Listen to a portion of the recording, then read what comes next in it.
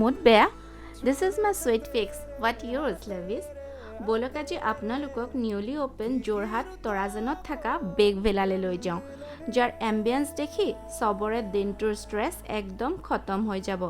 আৰু ইয়াৰ খানাৰ কথাটো ক'বই নালাগে, from bakery items to chaat and restaurant facility in one roof. আৰু এটা ছিক্ৰেট কওঁ, ইয়াত যোৰহাটৰ ফেমাছ ৰাজ কচৰিও এভেইলেবল।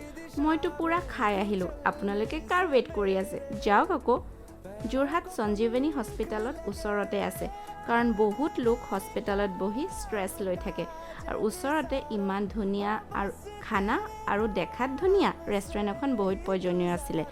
তো ফুডভিলাই লৈ আহিছে বেগ ভিলা যোৰহাটবাসীৰ বাবে। আৰু তাত বহি বহি অলপ নিজকে দেখাত প্ৰেজেণ্টেবলো কৰি ল'লোঁ, কাৰণ বহুত বেছি দৌৰা দৌৰি হৈ আছিল। আজিলৈ